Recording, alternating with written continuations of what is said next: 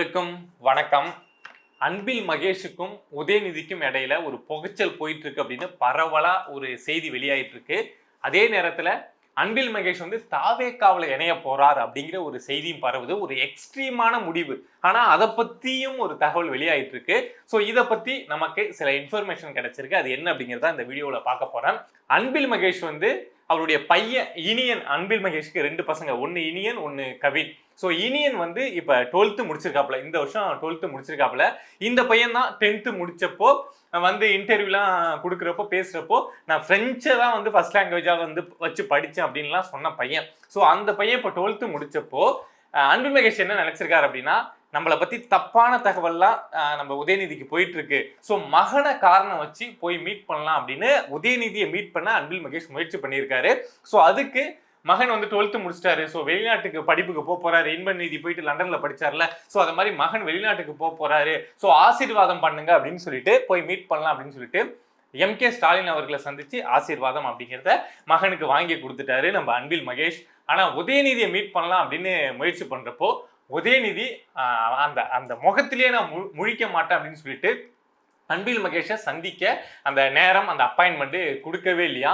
என்ன அந்த அளவுக்கு என்னப்பா, 2 பேரும் திமுக ஆட்சியில முஸ்தபாங்கிற மாதிரி அப்படியே ஒட்டிட்டு இருந்தாங்களே, அவ்வளவு நட்பா இருந்தாங்களே, என்னப்பா ஆச்சு அப்படின்னா ஒன்றும் கிடையாது. திமுகவுக்கு ஆட்டையை போடுறதுல திமுக எவ்வளவு பெரிய ஆட்டையை போடுறவங்ககிட்டே ஆட்டையை போடுறவங்க திமுக. ஆனா அந்த திமுக கிட்ட இருந்தே நம்ம அன்பில் மகேஷ் ஆட்டையை போட்டிருக்கார் அப்படிங்கிற விஷயம் நம்ம உதயநிதிக்கு தெரிஞ்சிருக்கு. அதாவது இவர் பள்ளிக்கல்வித்துறை அமைச்சரா இருந்தப்போ நிறைய ஆட்டையை போட்டு உதயநிதிக்கு ஷேர் கொடுத்து நல்ல பேர் வாங்கி எல்லாம் பண்ணாரா? அது இல்லாம இவர் தனிப்பட்ட முறையில உதயநிதிக்கே தெரியாம, ரத்தமும் சதையுமா இருந்த உதயநிதிக்கே தெரியாம 2 சிபிஎஸ்இ ஸ்கூல் நடத்திட்டு இருந்திருக்காரு. இது இல்லாம ஒரு ஸ்டீல் கம்பெனி, இந்த ஸ்டீல் கம்பெனி அன்பில் மகேஷுடைய ரிலேட்டிவ் பேர்ல நடத்திருக்காரு.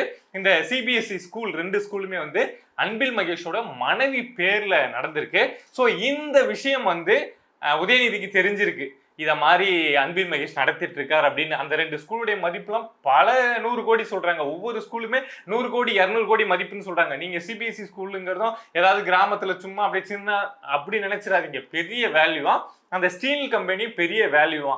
அப்படி இருக்கப்போ உதயநிதி நம்ம கூடவே இருந்து நமக்கே தெரியாம இத மாதிரி ஸ்கூல் நடத்திருக்கான், ஸ்டீல் கம்பெனி நடத்திருக்கான். இது இல்லாம இன்னும் என்னென்ன வச்சிருக்கான், இந்தியாக்குள்ள என்னென்ன வச்சிருக்கான், வெளியில என்னென்ன நமக்கு தெரியாம சம்பாதிச்சு வச்சிருக்கான், எவ்வளவு நம்பணும் அப்படிங்கிற ஒரு விரக்தி உதயநிதிக்கு வந்திருக்கு. அதாவது 2 பேரும் திட்டு பசங்க தான், ஆனா எனக்கு தெரியாம நீ தனியா திட்டு இருக்கியே நீ அப்படிங்கிறது உதயநிதிக்கு கோபம். இது இல்லாம பிடி அரசகுமார் அப்படிங்கிற தனியார் பள்ளிகளின் அந்த கூட்டமைப்புடைய தலைவர் அப்படின்னு சொல்லிட்டு ஒருத்தர் கைது செய்யப்பட்டார் இல்லையா, பள்ளி கல்வித்துறையில முக்கியமான நபரா இருந்தவர், உதயநிதிக்கு கீழே அசிஸ்டண்டா இருந்து வேலை பார்த்த நபர், எந்தெந்த ஸ்கூலுக்கு என்னென்ன பர்மிஷன் எல்லாத்துக்கும் அந்த நபர் இருந்தார் இல்லையா, அவர் இப்ப ஜெயில இருக்காருல்ல.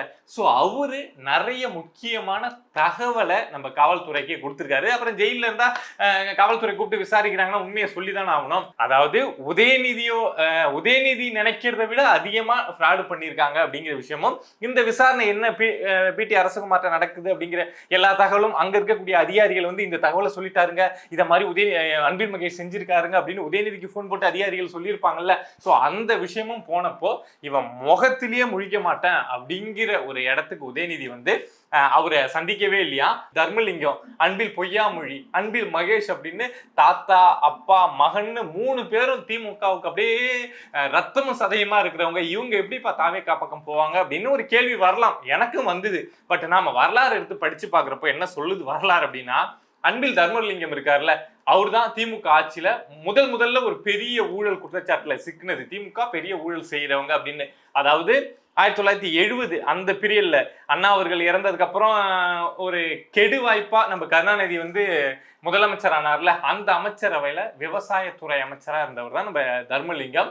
ஸோ அவரு ஒரு கான்ட்ராக்ட்ல என்ன கான்ட்ராக்ட் அப்படின்னா, இந்த பூச்சி மருந்துலாம் அடிப்பாங்கல்ல விவசாய பயிர்களுக்கு, ஸோ அதுக்கு பெஸ்டிசைட்ஸ் அது தெளிக்கக்கூடிய அதை விமானம் மூலம் தெளிக்கலாம் அப்படின்னு சொல்லிட்டு தர்மலிங்கம் வந்து ஒரு பிளான் போட்டு அதுல ஸ்கேம் பண்றது, அந்த இவன்கிட்ட கமிஷன் வாங்கிட்டு இவனுக்கு கொடுக்கறது இப்ப நடக்குது இல்ல, அதே மாதிரி 70லயே தர்மலிங்கம் செஞ்சிருக்காரு. இந்த திருட்டு வேலையில கருணாநிதிக்கும் அந்த ஸ்கேம்ல இருந்து பணம் போயிருக்கு. அது முதல் பெரிய குற்றச்சாட்டு. நம்ம சர்க்காரியா கமிஷன்லாம் சொல்லுவோம்ல, இந்த கருணாநிதி வந்து சாக்கு எங்க அப்படின்னு கேட்டதுக்கு, சக்கரை கட்டி வச்சிருந்த சாக்கு எங்கன்னு கேட்டதுக்கு கரையான் தின்னுட்டு போச்சுன்னு சொன்னாருன்னு சொல்லுவோம்ல. சோ அதே சர்க்காரியா கமிஷன் தான் இந்த வழக்கையும் அப்போ விசாரிச்சாங்க. பட் அந்த நேரத்துல கருணாநிதியும் மாட்டிக்கிட்டதுனால, கருணாநிதி பேரும் அதுல வந்ததுனால, கருணாநிதிக்கும் அன்பில் தர்மலிங்கத்துக்கும் இடையில அப்பவே ஒரு உரசல்லாம் இருந்து அன்பில் தர்மலிங்கத்தை கொஞ்சம் வெளியில கட்சி விட்டு நீக்கி வச்சு அதுக்கப்புறம் உள்ள கொண்டு வந்தாரு. அதுக்கப்புறம் பார்த்தோம் அப்படின்னா பெரிய நெருக்கம்லாம் இருந்ததா அப்படின்னா கிடையாது. 3 தலைமுறையா இருக்காங்க. ஆனா அன்பில் பொய்யாமொழி அவர்களால எங்கேயாவது திமுக அமைச்சரவையில ஒரு அமைச்சரா அது மாதிரிலாம் ஆக முடிஞ்சதா அப்படின்னா கிடையாது. ஒரு முறை எம்எல்ஏ ஆனாங்க. இளைஞர் அணியில நம்ம ஸ்டாலின் அவர்களுக்கு ஒத்து ஊதிட்டு இருந்தாங்க. இப்படிதான் இருந்தாங்க. ஆனா நம்ம பொய்யாமொழி இருக்காரு இல்லையா, நம்ம அன்பில் மகேஷ் இருக்காரு இல்லையா, பொய்யாமொழிக்கு அப்புறம் பொய்யாமொழியோட மகன். ஸோ அவரு தான் உதயநிதி கூட ரொம்ப அப்படியே நெருக்கமாகி, உதயநிதி நானும் ரத்தம் சதை அப்படிங்கிற மாதிரி ஒரு பின்பத்தை ஏற்படுத்தி ஸோ இந்த இடத்த வந்து பள்ளிக்கல்வித்துறை அமைச்சரா நின்னாரு. இதுல ஒரே ஒரு கூடுதல் தகவலை சொல்லிட்டு இதுக்குள்ள வரேன். என்ன அப்படின்னா, பொதுவா திமுக காரங்க என்ன பண்ணுவாங்க அப்படின்னா, அப்பா பாராளுமன்ற உறுப்பினரா இருந்தா, இல்ல அப்பா வந்து இங்க அமைச்சர், ஒரு எக்ஸாம்பிள் அப்பா அமைச்சரா இருக்காரு அப்படின்னா மகனை இங்க வந்து ஸ்டேட் பாலிடிக்ஸ்குள்ள விடவே மாட்டாங்க. இது திமுக வச்சிருக்கக்கூடிய ஒரு ஃபார்முலா. எக்ஸாம்பிள் எடுக்கணும் அப்படின்னா, நீங்க துரைமுருகன் அமைச்சரா இருந்தாரா, அவருடைய மகன் கதிரானந்த இங்க விட மாட்டாங்க, நீ எம்பி ஆயிடு அங்க போயிடு. இங்க கே நேரு அமைச்சரா இருந்தாரா, அவருடைய மகன் அருண் நேர இங்க அமைச்சரா, இங்க லோக்கல் பாலிடிக்ஸ்ல விட மாட்டாங்க, நீ எம்பி ஆயிடு அங்க போயிடு. இங்க நம்ம பொன்முடி வந்து அமைச்சரா இருந்தாரா, அவருடைய மகன் கௌதம் சிகாமணிய இங்க லோக்கல் பாலிடிக்ஸ்குள்ள வராத அங்க போயிடு அப்படின்னு சொல்லுவாங்க. பட் அதுல விதிவிலக்கா இருந்துகிட்டு இருந்த ஒரு குடும்பம் தான் இந்த நம்ம அன்பில் மகேஷ் அவங்களுடைய குடும்பம். பட் அதுக்கு முக்கிய காரணம் நம்ம அன்பில் மகேஷுக்கும் உதயநிதிக்கும் இடையில இருந்த ஒரு நெருக்கம் தான். நம்ம நெருக்கம்னு சொல்றோம்ல, சோ இந்த நெருக்கத்துக்காக இவர் போக மாட்டாரு அப்படின்னு சொல்றோம்ல. ஆனா அதை இப்படி யோசிச்சு பாருங்க, இவ்வளவு நெருக்கம், இவ்வளவு முக்கியத்துவம் உதயநிதி கொடுத்தும் திமுக கொடுத்தும் இந்த ஆளு உதயநிதிக்கு தெரியாம திமுகவுக்கு தெரியாம இவ்வளவு ஃப்ராட் செஞ்சிருக்காரு அப்படின்னா உதயநிதிக்கு கோபம் வரும்ல. கெட்டவனா இருந்தாலும் திருட்டு பயலா இருந்தாலும் அவங்களும் கூட்டு திருடர்களா இருந்தாலும் கோபம் வரும்ல. சோ அந்த கோபம் உதயநிதிக்கு இருக்கிறதுனால உதயநிதி அன்பில் மகேஷ் என் கண்ணிலே காட்டாதீங்க அப்படின்னு வெறுத்து ஒதுக்குறதுனால இப்போ என்ன தாவேகா நடவடிக்கை எடுக்கிறாங்க, பள்ளி கல்வித்துறையில இவ்வளவு திருட்டு வேலை நடந்திருக்கு அப்படின்னு தாவேகா நடவடிக்கை எடுக்கிறாங்கன்னா உதயநிதிக்கு இருந்து சப்போர்ட் வருமா, இல்ல நம்ம எம்கே ஸ்டாலின் கிட்ட இருந்து சப்போர்ட் வருமா, திமுக கிட்ட இருந்து சப்போர்ட் வருமானா வராது. திமுக அன்பில் மகேஷ் அப்படியே கை கழுவி விட்ட மாதிரி விட்டுருவாங்க. சோ அப்படி இருக்கப்போ அன்பில் மகேஷ் வந்து தாவேகா பக்கம் போயிடலாம், நாம தப்பிச்சுக்கலாம் அப்படின்னு நினைக்கிறதுல எந்த ஒரு தப்பும் இருக்காதுல. என்ன அரசியல்ல எல்லாம் சாதாரணப்பா அப்படிங்கிற மாதிரி தன்னை காப்பாத்திக்க என்ன வேணாலும் பண்ணுவாங்கல்ல. சோ அந்த அடிப்படையில தான் அன்பில் மகேஷ் வந்து இப்ப தாவேகாவுல இணைய ஒரு ஐடியாவில் இருக்காரு அப்படின்னு சொல்றாங்க. பட் தாவேகாவை அக்செப்ட் பண்ணிட்டாங்கன்னா அது பெரிய சர்ச்சைக்குரிய ஒரு விஷயமா போகும். ஏன்னா தாவேகா தான் நோண்டி எடுக்கிறாங்க பள்ளிக்கல்வித்துறையில இவ்வளவு ஊழல் நடந்திருக்கு அப்படின்னு. பட் அவரையே கூப்பிட்டு இங்க உட்கார வச்சாங்கன்னா அது தாவேகாவுக்கும் பெரிய பிரச்சனையா போகும். பட் அன்பில் மகேஷ் ஆர்வம் காட்டார் அப்படின்னு சொல்றாங்க. என்ன நடக்குது அப்படின்னு பார்ப்போம். அதே மாதிரி கூடுதலா இன்னொரு விஷயம் என்ன அப்படின்னா, நம்ம ஜெகத் ரட்சகன் தெரியும். ஜெகத் ரட்சகன் பேருக்கு ஏற்ற மாதிரி உலகம் ஜெகம்னா உலகம் தானே. ஸோ உலக ரட்சகன் இருக்கார் இல்லையா. ஸோ அவருக்கு உலகத்துல எல்லா நாடுகள்லயும் அவர் பேருக்கு ஏற்ற மாதிரி இன்வெஸ்ட்மெண்ட் அப்படிங்கிறது இருக்கு. திமுகவுடைய கேஷியர் கஜானா அப்படின்னு சொல்லுவாங்க. ஸோ அவருடைய மகன் ரீசெண்டா சந்தீப் ஆனந்த் வந்து தாவேகாவில் வந்து இணைஞ்சாரு. நாம அதை பத்தி பேசியிருந்தோம். பட் என்னத்துக்கு அப்பா மகனுக்குள்ள ஏதாவது பிரச்சனையா, ஏன் அப்பா திமுகவில் இவ்வளவு பெரிய கேஷியரா இருக்கிறப்போ திமுகவுடைய கஜானாவா இருக்கிறப்போ மகன் வந்து இங்க இணைகிறாரு, 2 பேருக்குள்ள பிரச்சனை அப்படின்னு பார்த்தா அப்படிலாம் கிடையாது. நம்ம ஜெகத் ரட்சகன் இருக்காரு இல்லையா, அவருக்கு இவ்வளவு பணம் வச்சிருக்கோம், இவ்வளவு பண்றோம், ஆனா நம்மள ஒரு எம்பியாவே வச்சுட்டாங்க, மகனுக்கு முக்கியத்துவம் கொடுக்கல அப்படிங்கிற ஒரு விரக்தி இருக்குல்ல. சோ அதை வச்சு தாவேகாவுல மகனை உள்ள இறக்கி விட்டு பார்க்கலாம் அப்படின்னு இறக்கி விட்டு என்ன முயற்சியில இதை இறக்கி விட்டுருக்காரு அப்படின்னு சொல்றாங்கன்னா, பாண்டிச்சேரியில ஜெகத் ரட்சகனுக்கு தாவேகாவுடைய தலைமை ஆகணும். அதாவது பாண்டிச்சேரியில இப்ப டிவிக்கு நிக்கிறாங்க அப்படின்னா சிஎம் கேண்டிடேட்டா ஆகணும் அப்படிங்கிறது ஜெகத் ரட்சகனுக்கு ஒரு ஆசை இருந்திருக்கு. அவ்வளவு பணம் இருக்கிறப்போ ஆசை இருக்கிறது தப்பு இல்லைல்ல. சோ அதுக்கு தாவேகா இடம் கொடுப்பாங்களா அப்படின்னு மகனை விட்டு சந்தீப் ஆனந்த் இருக்கார் இல்லையா, அவரை விட்டு என்ன பொறுப்பு தராங்க, என்ன பண்றாங்க, உள்ள யாரை பிடிச்சா அந்த பொசிஷனுக்கு நம்ம போக முடியும் அப்படின்னு ஒரு அந்த குரங்கு குட்டியை விட்டு ஆழம் பார்க்குற மாதிரி தன்னுடைய மகனை விட்டு ஜெகத் ரட்சகன் வந்து ஆழம் பார்த்துட்டு இருக்காரு.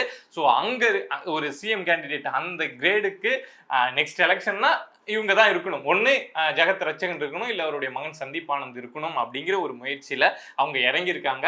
ஸோ ஜெகத் ரட்சகன் இனிமே திமுகவில் அப்படியே வெளியில் தெரியறது இதெல்லாம் இருக்க மாட்டார், கேஷியரா கஜானாவாக இருக்க மாட்டார். அவருடைய முயற்சி வேற பக்கம் போயிட்டு இருக்கு அப்படின்னு சொல்கிறாங்க.